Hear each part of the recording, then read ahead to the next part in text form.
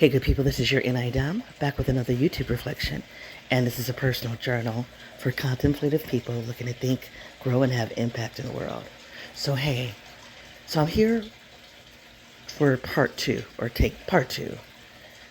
I'm trying to talk about mediocre white men. And I'm not trying to talk about,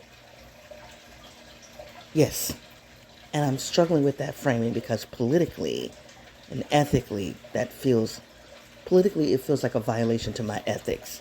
That framing feels like a violation to ethics that I hold about being pejorative when talking about groups of people. I think saying mediocre white man is pejorative. And I don't typically like to talk like that. I don't like to talk disparagingly about a large group of people, right? And also intellectually, it can be considered lazy. It's, to me, to say mediocre white man could be intellectually lazy, if not just straight out wrong. And yet, I woke up this morning thinking about a conversation I had yesterday. And in my reflection about yesterday, what came to my mind was a mediocre white man. And I really want to explain, I don't want to explain it. I want to interrogate it. Okay, so I started to do that in part one. But in order to kind of set the stage for me while I was interacting with this white man that I woke up with today saying mediocre white man, I had to kind of give the context of why I was talking to him. So I did that in part one that I named INTJ, masterminding, bantering, and fundraising, because those are some goodies that came out of part one that deserve their own framing, right? I think that's a good episode. I think that's a good reflection. But for those reasons, if you're looking for nuggets about masterminding, bantering, and fundraising, then go check out part one.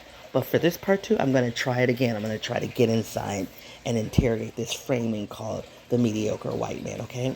Hey, if you're new to this project, this is a personal journal where I process my inner and my outer worlds. I do so primarily by using personality theory. The two theories that I use the most are the Myers-Briggs and Enneagram. Pushing those two systems together, I identify as an INTJ8. I have a number of other disclaimers that I do in a long-form reflection for about 90 minutes on my podcast, but in a short-form reflection for 15 minutes on YouTube, I just don't have time to do that. So here's what I want you to know about this project. It is unedited and it's unscripted. To know more about it or me, feel free to go to my website at yournidom.wordpress.com, okay? All right, so I end part one by saying there were four things that I'm talking to this white man yesterday. How I got to this conversation with him, you got to go to part one, all right? But in talking to him, there are four things that are there are four things in this conversation. First of all, let me tell you, I'm asking this man to coach me on fundraising. Why I want to be coached on fundraising? Go to part one. But nonetheless, I asked his wife, that which led to him. I want him to coach me on fundraising because that's a skill I don't have. All right. So while I'm trying to set a case for him, to see if this is something that he would be interested in talking more about, what would that look like? Could we do it? Instead of talking to me about, let's set up a time to talk about what are your needs. Let me consider if I really can help you to learn how to fundraise. He spends roughly 15 minutes giving me a crash course on fundraising, which was not what I was asking for. I was not asking for a crash course in the moment on fundraising. I was asking him to be my coach for fundraising. Do you see the difference? That would have an ongoing, continuous relationship so that as I learn these skills about fundraising, I would have somebody to go to for accountability and for encouragement and redirection, okay? And so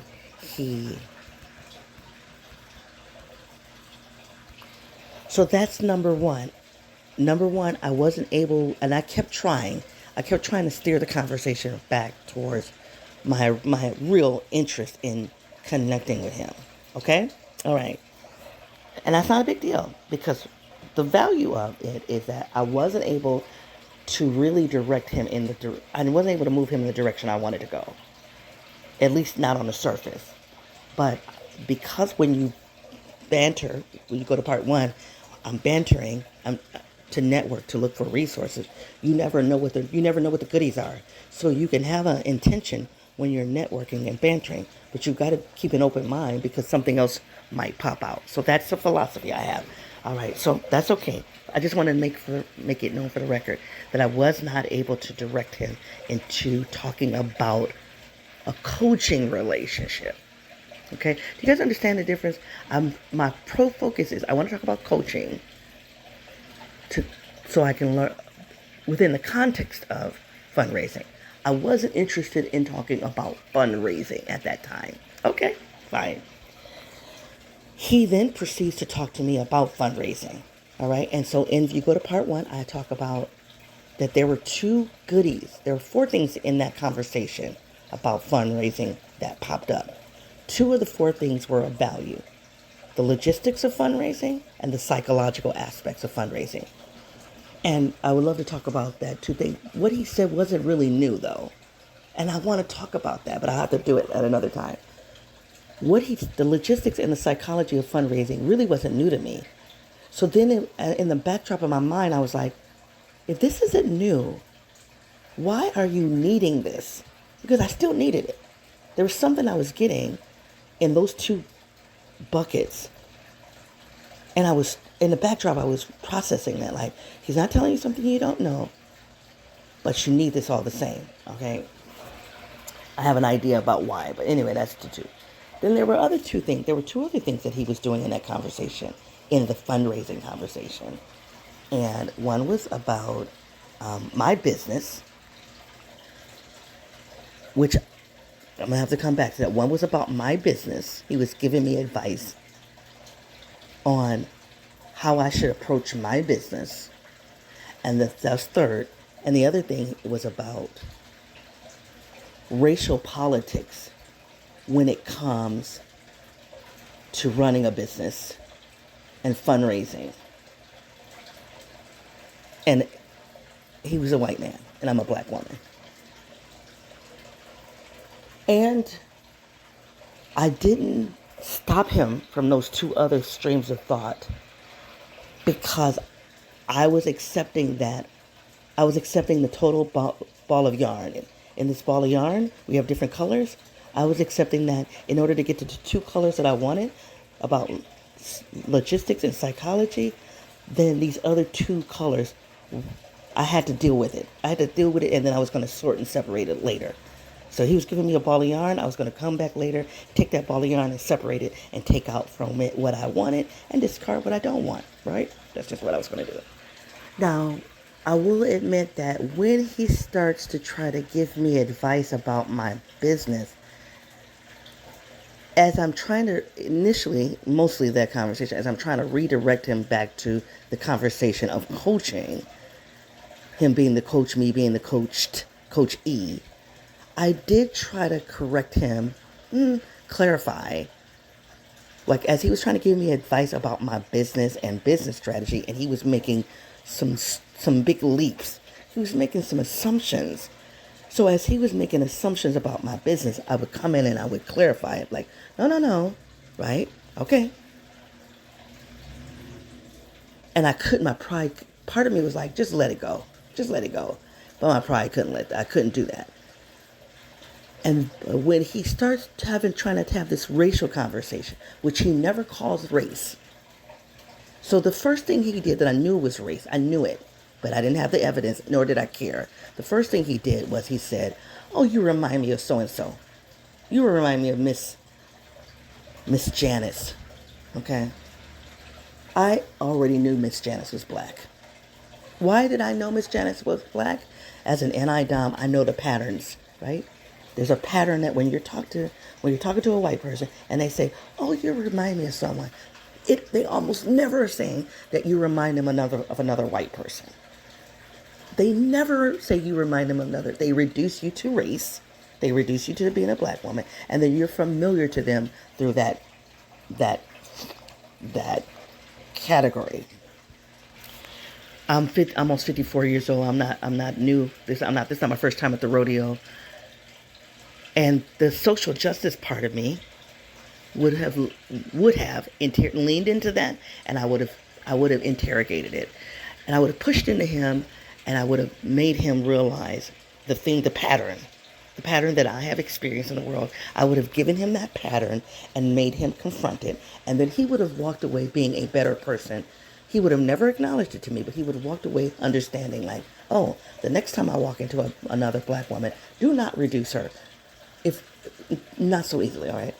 But I'm not there to do social justice. I'm there to get a coach for fundraising, okay? Which has some other implications about how I've been moving about in the world between being a businesswoman and a social justice activist. And this is an example of where they are in conflict with each other, okay? So I don't touch it when he says, oh, you remind me of Miss Janice. A few minutes into the conversation, maybe 5 minutes into the conversation, I don't bite to ask him about Miss Janice. I don't say anything, but he wants me to know. He can't take it. So guess what he ends up telling me? Oh, and Miss Janice is an African American woman. In my head, I was like, I already knew that, Sherlock. But I was like, oh, okay. I'm gray rocking it.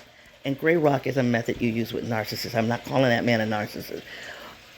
But if I had some time to unpack it, there's a parallel between narcissism and the way this man was showing up. And when you're dealing with a narcissist, you should gray rock it. So in that moment, that comment, when he said, Miss Janice is an African-American woman, I gray rock that. I don't respond. I'm flat.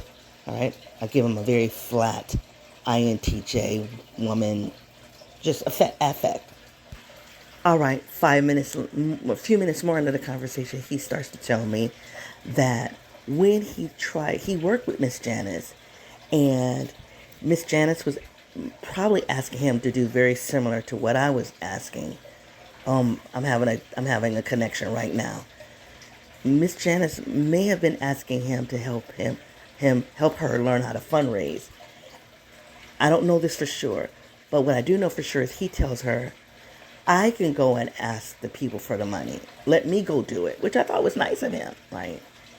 And Miss Janice said, no, you can't be the one to go do that as a white man because it's going to come across as white savior. And this guy that I'm talking to, he doesn't like that. So then he proceeds to tell me why he thinks the concept of white savior is wrong. When you're trying to start a business, it doesn't matter who's trying to help. If you need the money, you need the money. And so he's trying to make a case for this framing white savior. I think he's trying to invalidate this concept of white savior. I think he's trying to invalidate that. I think he's trying to soothe his ego of being told he couldn't do something because he was a white man, right? And he's trying to infuse that into the conversation with me. And I'm gray rocking it. I don't ask him about it. I don't try to explain it. I don't interrogate it. I don't unpack it. I don't smile. I don't frown. I don't get defensive. I just gray rock. I go very flat. And so when you gray rock a situation and somebody is looking for a response, then they'll start poking you. They'll not literally poking you, but trying to find another way to get you to open up, to go down this trail with them. And so you can see him saying it a couple of times. And then a couple of times, I was so flat.